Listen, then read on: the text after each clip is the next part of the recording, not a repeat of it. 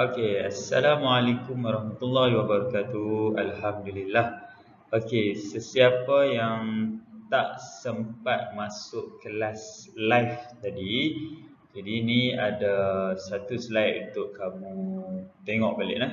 Okey, kamu boleh tengok slide ni sama je macam dalam buku teks kamu. Okey, baik. Nama Ustaz adalah Muallim Faiz dan akan mengajar subjek sejarah tahun 4. Okey, baik. Alhamdulillah, kita tengok. Semua sekali ada buku sejarah tahun 4 kan yang macam ni. Okey, tengok yang sejarah tahun 4. Okey, semua ada yang ni dan semua ada buku aktiviti sejarah dan juga kita akan gunakan buku tulis panjang.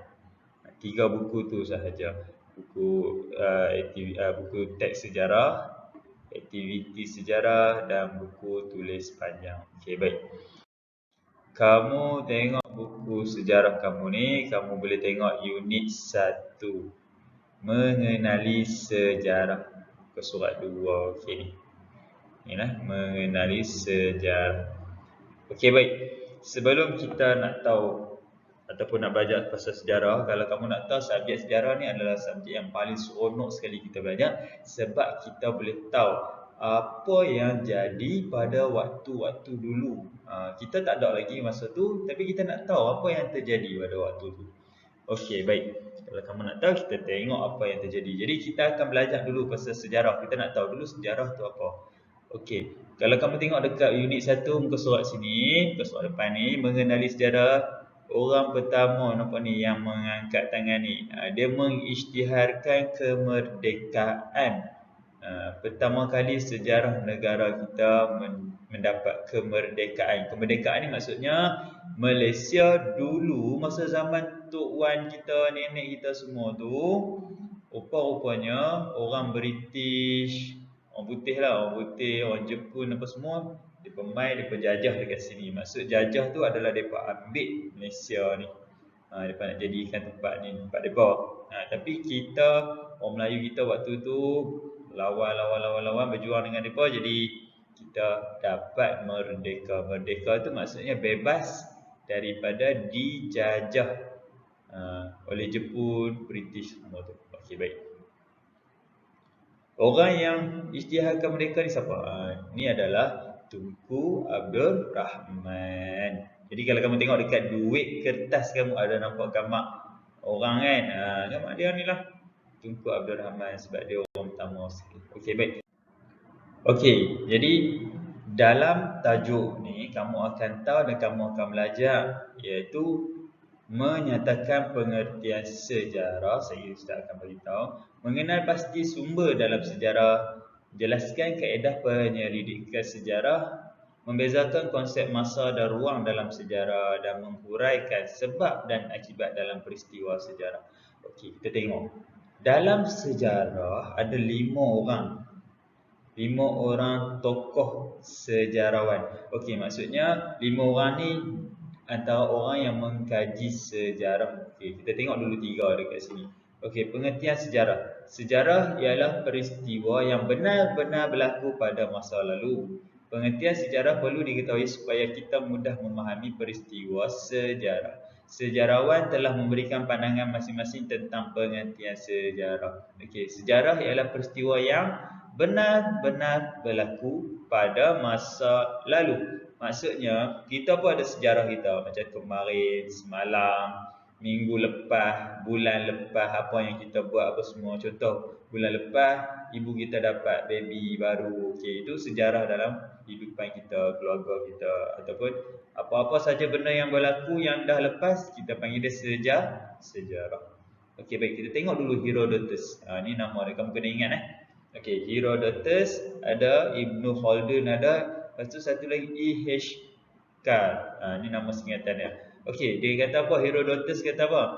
Sejarah merupakan penceritaan tentang tindakan manusia dan sebab-sebab mereka melakukannya. Maksudnya dia kata sejarah ni adalah sebuah cerita. Cerita sebab apa manusia dan sebab apa dia buat benda tu. Okey, cerita sejarah ni dia kata, Herodotus kata penceritaan tentang tindakan manusia dan sebab-sebab dia buat benda tu. Saya faham. Okey, Ibnu Khaldun dah dia kata apa? Sejarah membicarakan peradaban manusia dan perubahan yang berlaku. Maksudnya Ibnu Khaldun kata membicarakan peradaban, iaitu manusia daripada tak ada apa-apa, lepas tu dia berkembang, dah pandai buat tu, dah pandai buat rumah. Dulu manusia duduk dalam gua, lepas tu dia dah pandai buat rumah. Lepas tu zaman tu dia berevolusi sampai hari ni manusia dah boleh buat KLCC apa semua. Jadi sejarah-sejarah yang lepas tu dijadikan panduan untuk kita buat benda yang ada lah ni. Okay. Dan satu lagi Ishkal, sejarah ialah satu proses interaksi antara masa kini dengan masa lampau. Maksudnya interaksi, kita berinteraksi antara masa kini dengan masa lampau. Maksudnya apa yang jadi di masa lepas jadikan pengajaran untuk kita ubah pada hari ini. Contoh sebelum ni kita ada buat salah apa-apa, jadi kita boleh tahu kita ada buat benda tu salah, jadi kita tak buat dah. Okey, faham? Okay, kita tengok sebelah. Okey, sejarah merujuk peristiwa yang pernah atau sudah berlaku. Profesor Emeritus Tan Sri Dr. Koh Kay Yim ni adalah pensyarah ataupun sejarawan negara kita. Dia duduk dekat Malaysia. Okey, sejarawan kita ni. Okey, dia kata sejarah merujuk peristiwa yang pernah atau sudah berlaku. Sejarah tu maksudnya benda tu yang dah jadi, dah pernah berlaku. Semua maksud dia lebih kurang sama je. Kamu kena faham satu je. Benda tu dah berlaku. Okey, tengok pengumuman tarikh kemerdekaan Persekutuan Tanah Melayu di Bandar Hilir Melaka. Ni pengumuman tarikh. Masa ni dia cuma bagi tahu yang dia akan umumkan hari untuk Malaysia merdeka. Masa tu kita panggil Tanah Melayu, tak panggil Malaysia lagi, panggil Tanah Melayu. Jadi Hari Anugerah Kecemerlangan Sekolah Kebangsaan Federal Randas Gamak Johor pada tahun 2018. Jadi 2018 ni dah jadi sejarah. Okey, sebab ni dah 2021. Okey, lepas tu seorang lagi Dr. Muhammad Yusof bin Ibrahim. Dia daripada Dewan Bahasa dan Pustaka. Maksudnya dia ni adalah sejarawan kita juga. Sejarah merupakan catatan atau rekod sesuatu peristiwa yang berlaku pada masa lalu. Benda yang dah berlaku pada waktu yang lepas, waktu berlalu. Semalam pun dah dikira sejarah. Semalam dah sejarah, 2 hari lepas sejarah, minggu lepas dah sejarah dah. Benda tu semua dah jadi sejarah. Okey, nak faham senangnya, sejarah ni maksudnya benda yang dah lepas, benda yang dah berlaku. Itu semua kita panggil sejarah.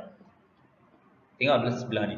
Sumber sejarah memberikan maklumat yang tepat tentang sesuatu peristiwa yang telah berlaku. Sumber sejarah terbahagi kepada dua, iaitu sumber primer dan sumber sekunder. Ada dua, kamu kena ingat. Sumber primer dan sumber sekunder. Kita tengok primer dulu. Maksudnya, orang nak kaji sejarah ni, dia nak tahu sejarah tu betul-betul terjadi, benda tu betul ataupun palsu. Ada orang cerita, semalam dia jumpa benda ni apa semua, tapi sebenarnya palsu. Jadi benda ni sama juga. Kita tengok sumber primer.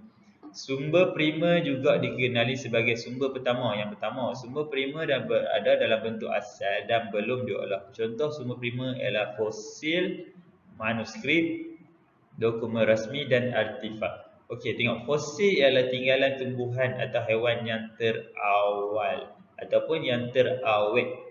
Okey, maksudnya depa korek tanah depa akan jumpa bentuk-bentuk haiwan yang dah lama pupus, haiwan-haiwan prasejarah. Contoh dia macam depa korek depa jumpa tulang-tulang dinosaur. Yang tu merupakan sejarah juga. Jadi yang tu yang membuatkan sejarah tu jadi betul. Depa kata, ni dah ada tulang dinosaur. Maknanya sejarah tu betul. Okey, macam itulah. Orang tak boleh kata dah dinosaur tak wujud pun. Tak. Depa jumpa dah tulang dinosaur, memang ada tulang dinosaur, jadi dinosaur tu memang wujud. Macam itulah maksudnya dia nak cari sesuatu benda tu betul-betul wujud ke tak wujud pada zaman dulu. Okey, manuskrip tulisan tangan seperti Hikayat Hang Tuah dan Sulatus Salatin. Okey, maksudnya pada zaman dulu ada satu buku ataupun manuskrip tulisan tangan yang ditulis pada zaman dulu. Depa jumpa benda ni, depa cek tengok, rupanya tulisan ni dah lama dah pada zaman Hang Tuah. Jadi depa tahu dan depa percaya Hang Tuah tu wujud, memang ada. Nanti kita tengok pasal tajuk Hang Tuah ada dekat belakang nanti. Okey, artifak ni. Artifak ialah hasil ciptaan manusia seperti alat batu, tembikar, senjata dan duit syilin. Okey, depa kuat-kuat depa jumpa dalam gua, depa jumpa lembing, depa jumpa batu yang depa dah diukir macam ni. Nampak ni, dia bentuk ni macam bentuk duit shilling zaman-zaman dulu ni. Jadi benda tu memang ada.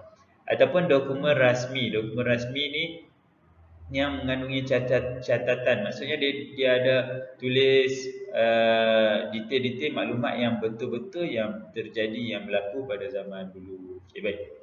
Kita tengok dulu. Lepas tu kita tengok sumber sekunder. Sumber sekunder ialah penulisan yang dihasilkan daripada sumber asal. Contoh sumber sekunder ialah buku, majalah, risalah dan akhbar. Okey, kalau macam kita susah nak jumpa macam sumber primer yang tadi. Maksudnya kita takkan nak pergi korek-korek dekat tanah ke apa kan, nak pergi cari batu-batu yang ada tulang dinosaur apa. Jadi kita cari sumber sekunder yang kedua. Maknanya orang dah tolong dekat kita, depa tolong tulis dalam buku, dalam majalah, dalam akhbar dan dalam risalah. Depa dah cerita dah. Beli buku yang tulis pasal sejarah, dia akan cerita pasal sejarah. Okey, setakat tadi dah faham dah. Kita dah tahu dah sejarah tu adalah benda yang dah lepas. Lepas tu ada 5 orang tokoh sejarah dan ada 2 sumber, iaitu sumber primer dan sumber sekunder. Setakat tu dulu yang kamu kena tahu. Okey, faham? Okey, baik. Assalamualaikum warahmatullahi wabarakatuh. Nanti Ustaz akan bagi kamu nota dan juga aktiviti untuk kamu salin. Okey, terima kasih. Assalamualaikum.